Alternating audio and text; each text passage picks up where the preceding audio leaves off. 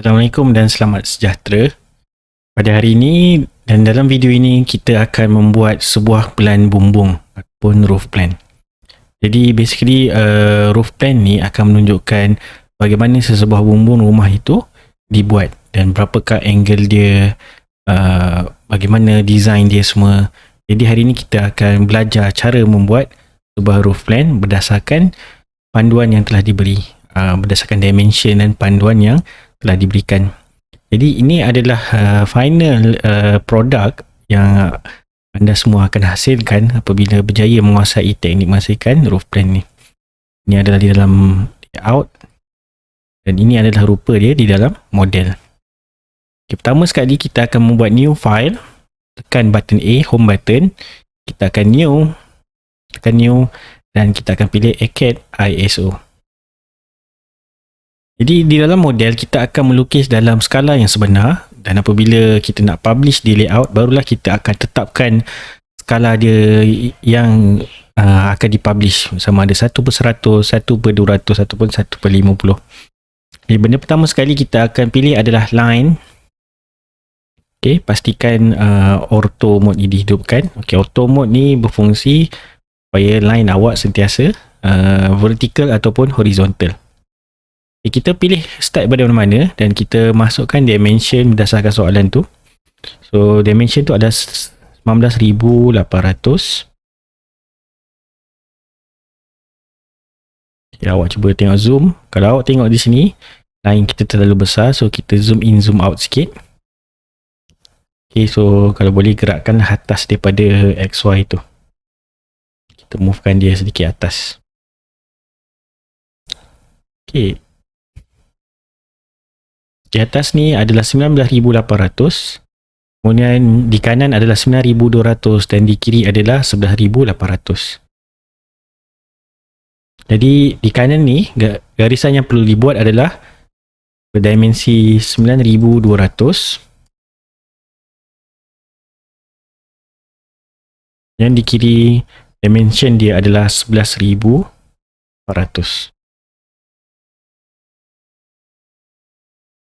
Dan daripada garisan 11,800 ni kita akan tarik sebanyak 7,500. Sekarang ni berdasarkan plan yang diberi, kita tak tahu ketinggian yang diberi tu, tapi kita boleh dapatkan dia. Kalau dilihat garisan di sini sama dengan garisan di sini. Jadi kita akan unjurkan dia dan bertemukan dengan bawah. So jadi akanlah dapatlah dia punya ketinggian tu. So, apa kita buat, daripada hujung sini kita unjurkan ke kiri, tak kisahlah berapa panjang asalkan melepas sini. Kemudian daripada hujung sini kita akan tarik ke atas, ketemukan dia, dan kemudian kita akan trim, dan ni pun buang jugalah, kita akan gunakan kemudian. Kemudian kita akan buat line daripada sini banyak 4,040. Okay, dan pada atas ni kita tahu ketinggian dia adalah 3,800. Kemudian kita akan tarik 7,700. Dan ketinggian ni pun 3,800. Kemudian dia akan bertemu dengan tepi sini. Okay, jadi kita sudah berjaya membuat struktur di luar. Kita kemudian akan mula membuat tulang-tulang bagi roof ni, titik pertemuan bagi setiap roof. Jadi angle yang akan digunakan sama ada 40 ataupun 30, 45 ataupun 30. Jadi di dalam lukisan ni kebanyakannya adalah 90 darjah dan 45 darjah. Semua ni adalah 45 darjah. Jadi kita akan buat line. Okey, kita akan mula daripada satu titik ni. Okay, bagaimana hendak membuat garisan yang bersudut? Jadi pilih satu titik dan tarik. Kemudian kita akan masukkan simbol less than. Okay, less than seperti ini. Dan kita masukkan angle kita 45. Okay, bagi yang ni kita tarik dahulu. Dan buat benda yang sama di sini. Okay. Dalam AutoCAD, kiraan angle bermula daripada first quadrant di sini. Jadi di sini kita masukkan 45. Kalau di second quadrant di sini bermaksud 90 tambah 45. Kalau garisan 45 berada di sini bermaksud dia harus ditambah dengan kuadran yang ketiga. Maksud 45 harus ditambah dengan 180. Dan bila line 45 berada di kuadran keempat, bermaksud 270 harus ditambah dengan 45. Jadi line yang seterusnya berada di dalam kuadran yang kedua. Jadi 90 tambah 45 adalah 135. So kita akan masukkan simbol less than dan masukkan nilai 135. Tekan enter. Kita akan dapat line macam ni. So tarik je dahulu. Okay. So kita akan trimkan mereka. Trim dan trim. Okay. Kalau diperhatikan, di sini ada garisan tegak. Jadi kita akan tarik sebuah garisan ke atas. Tarik ke atas. Kita tarik dulu, nanti kita akan trimkan dia. Jadi di sini ada garisan 45 juga.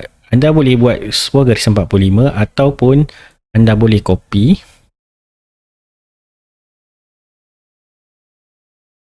Okay, dan kita akan dapat macam ni.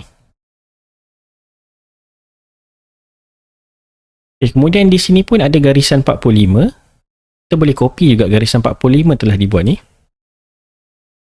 Kita pilih di titik hujung ni. Dan kita copy di sini. Jadi mana yang lebih-lebih tu. Okay, tapi ada silap sikit. Kita trim dulu yang ni. Sebab tu terlebih. Okay, kemudian kita akan buat 45 di sini pula. Jadi di sini adalah berada di kuadran yang kedua. Jadi masukkan simbol less than, masukkan nilai 135.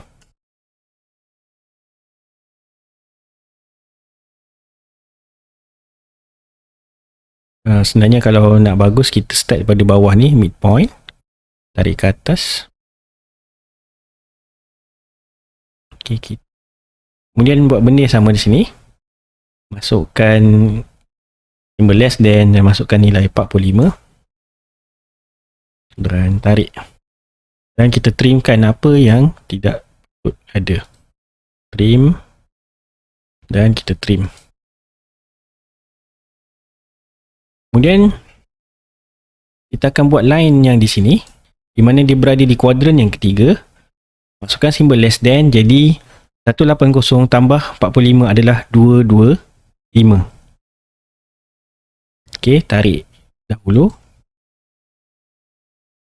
Dan bagi line di sini, dia berada di kuadran yang kedua, jadi masukkan simbol less than 135. Dan tarik.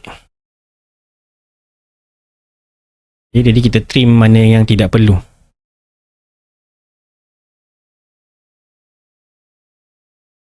Kemudian kita akan tarik daripada sini sampai hujung sini. Dan kita akan buat line daripada sudut sini. Dia berada di kuadran yang keempat. Jadi 270 tambah 45 adalah 315.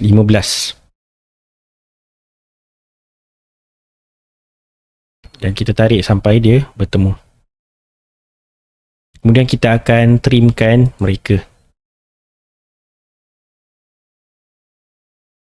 Jadi di sini masukkan nilai simbol less than dan masukkan nilai 45. Dan kita akan trimkan dia. Jadi siaplah lukisan bumbung anda. Tapi tak siap sampai sini dahulu Kalau kita nak publish macam ni, kita akan masukkan di dalam layout. Jadi pastikan anda telah buat border dahulu sebab kita akan gunakan border. Jadi untuk pergi ke layout, seeloknya kita matikan dahulu grid. Grid mode ni kita tekan dan kita akan hilangkan grid. Jadi pilih layout di bawah ni, di hujung kiri ni. Layout. Tak kisahlah layout 1 atau layout 2. Okay. Pertama sekali kita akan buang yang sedia ada ni. Kita delete. Kemudian kita pergi ke atas ni, ke tab layout. Kita akan pilih page setup. Okay, pilih layout yang di mana anda sedang berada dan kita akan modify dia.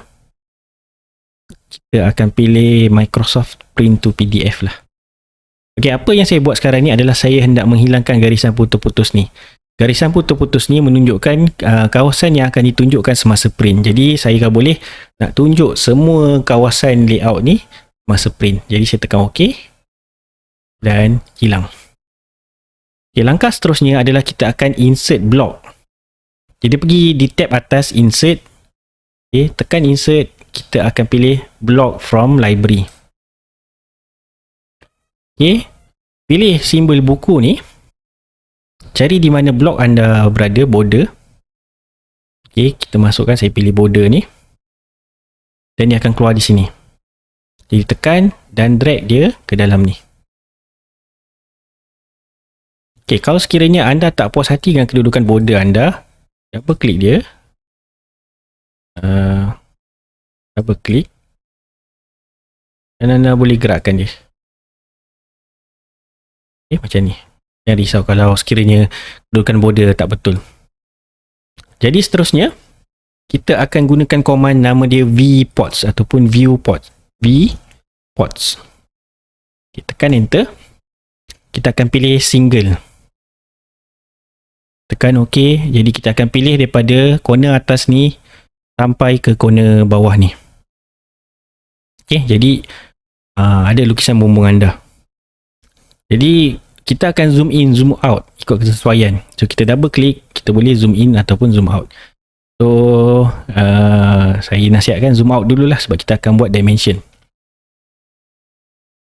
Okay, kemudian kita akan pilih annotate dan pilih dimension untuk membuat dimension. Okay, buat dimension berdasarkan yang telah diberikan.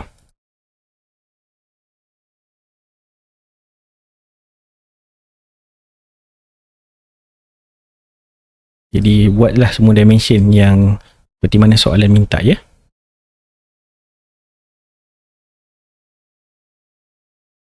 Okay, kenapa saya tidak buat dimension di dalam model? Kerana kalau kita buat dimension di dalam tab model, dimension akan mengikut skala yang sebenar yang sangat besar. Jadi harus modify di dalam dim style.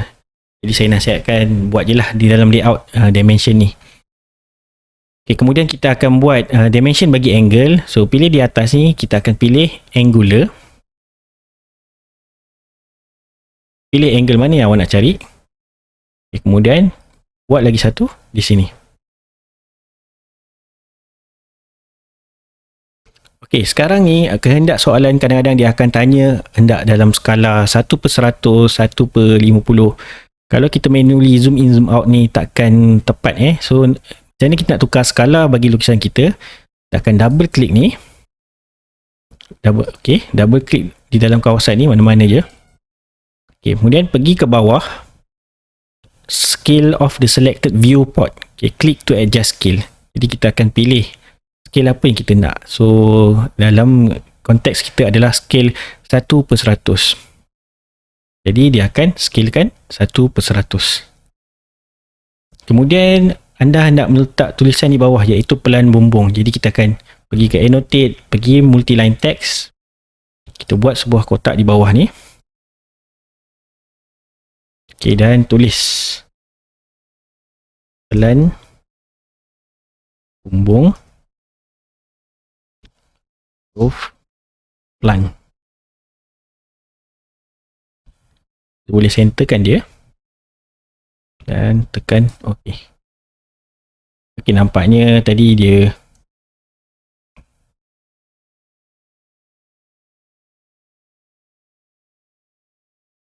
okay, so adjust 1/100.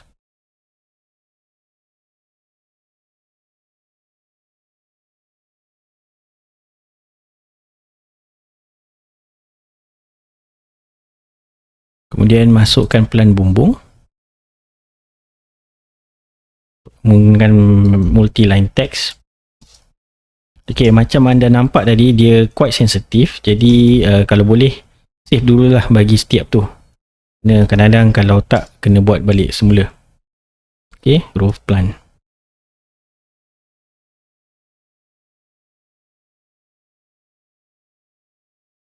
kita tekan close text editor. Okey, jadi kesilapan saya di sini, kenapa tulisan saya hilang? Kerana saya menulis semasa tab lukisan ni masih aktif. Jadi saya kena matikan dulu supaya dia tidak berada dalam kawasan model. Itu sebablah tulisan saya hilang. Dia akan ikut skill tu. Jadi saya tulis plan bumbung plan. Saya pilih, tengahkan kan close text editor. Ini nak alihkan, saya tekan dan alihkan ke sini. Jadi siaplah plan bumbung saya. Kemudian saya akan exportkan dia dan printkan jadi PDF. So macam mana? Kita akan pergi button A, kita akan print dan pilih plot. Okay, continue to plot in a single sheet. Jadi seloknya anda tukarkan jadi PDF barulah print ke printer. Tapi kalau nak directly print ke printer pun boleh juga. Cuma kita kena adjust. Okay, so Microsoft Print to PDF, kita pilih layout, kita preview dulu macam mana kita punya ni. Okay, jadi ini okay. Kemudian tekan OK dan dia akan publish PDF. Jadi itulah cara hendak membuat plan bumbung ataupun roof plan. Okay, jadi sekian, terima kasih.